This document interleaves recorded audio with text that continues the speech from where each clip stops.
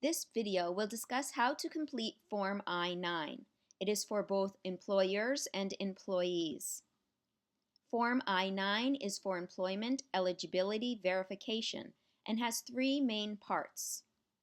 Section 1 will address employee information and attestation. Section 2 will address employer review and attestation. And Section 3 will address updating and re-verification. Let's get started.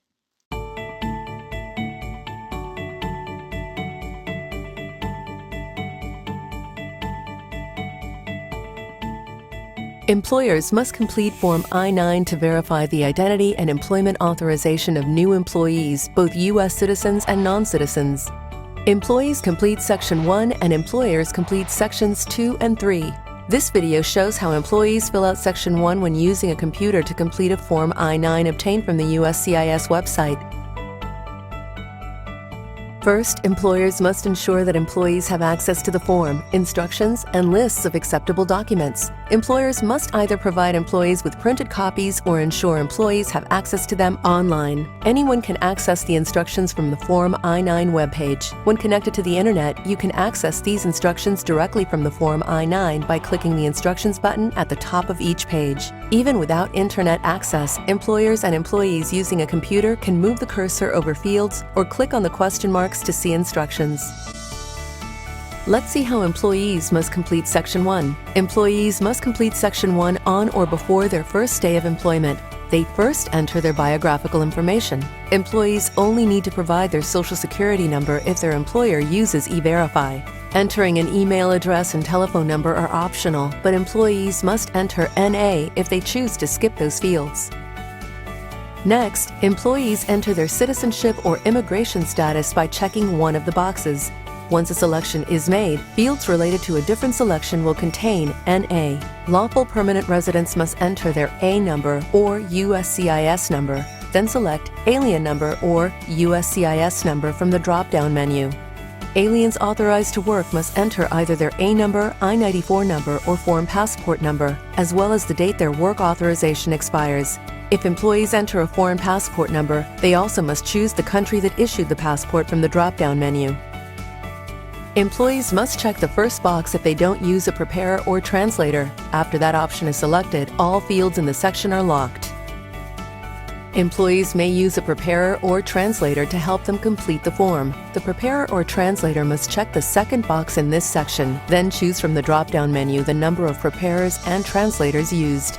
If the employee uses more than one preparer or translator, the form generates an extra page for them to enter their information. If completing the form on paper, extra preparers and translators must enter their information on an additional sheet that can be downloaded from the Form I-9 webpage.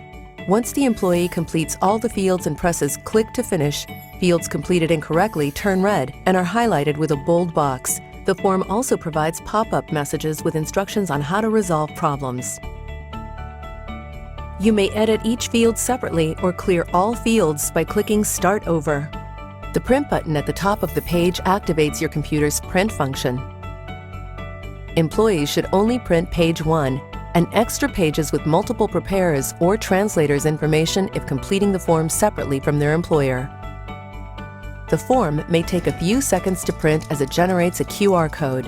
After the form is printed, the signature and date fields must be completed by hand by the employee and any translators or preparers. Those fields cannot be filled on a computer. We hope this video helped you understand how to complete Section 1 of a Form I-9 obtained from the USCIS website.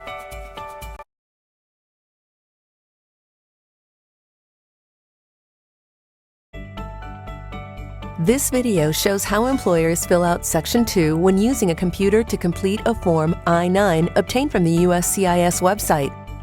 First, employers must ensure that employees have access to the form, instructions, and lists of acceptable documents. Employers must either provide employees with printed copies or ensure employees have access to them online. Let's see how employers or their authorized representatives must complete Section 2. First, employers should review Section 1 to ensure employees completed it properly. Once the employee presents identity and employment authorization documents, the employer must ensure they are acceptable for Form I-9. Employers must enter information from the employee's documents in Section 2. Employers must complete and sign Section 2 within 3 business days of the employee's first day of employment. If the employer and employee complete the form together, the citizenship or immigration status the employee selected and the name entered in Section 1 are automatically available in the fields at the top of Section 2. If the employer and employee do not complete the form together, the employer must open a blank form, go to the top of Section 2, and enter the employee's name and the number next to the citizenship or immigration status box the employee checked in Section 1. Completing the citizenship and immigration status box activates the drop-down menus in the list A, B, and C columns. The columns relate to the citizenship or immigration status the employee checked in Section 1. For example, the employee checks box 1 in Section 1 and presents a U.S. passport. The employer selects 1 in the citizenship and immigration status in Section 2. When the employer clicks Document Title under List A, the employer can select the U.S. passport from the drop-down menu. Employers must always ensure that Section 1 and any extra pages generated for multiple preparers and translators are properly completed, printed, and signed. If an employee presents documents from List A, select the documents from the first drop-down list in the first column. Entering documents in the List A column automatically fills Lists B and C with NA. To reopen Lists B and C, choose NA from the first List A dropdown. If an employee presents List B and C documents, select the List B document from the first dropdown in the second column, and the List C document from the first dropdown in the third column. Entering documents in List B or C automatically fills List A with NA. To reopen List A, choose NA from the first List B dropdown. Employers must enter an issuing authority, document number, and expiration date for documents. If the document does not contain that information, enter NA. The form may automatically provide information for certain documents. The form also has a space to enter additional information. Check the form instructions for more information on this feature. Next, enter the employee's first day of employment.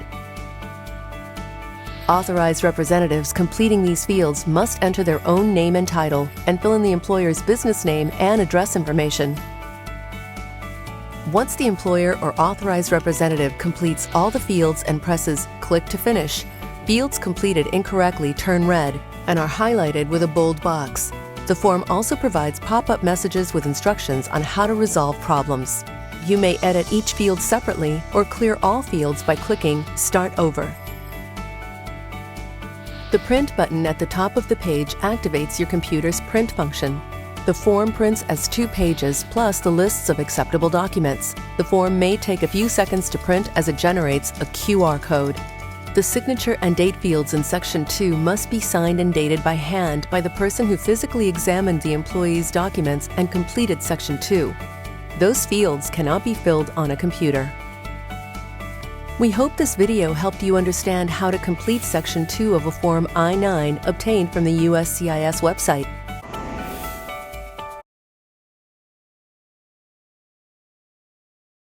Here are your main points to remember.